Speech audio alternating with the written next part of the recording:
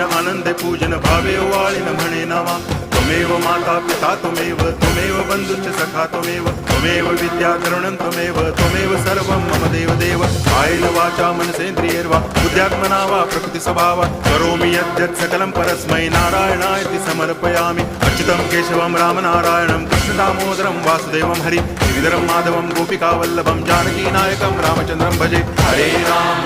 Ram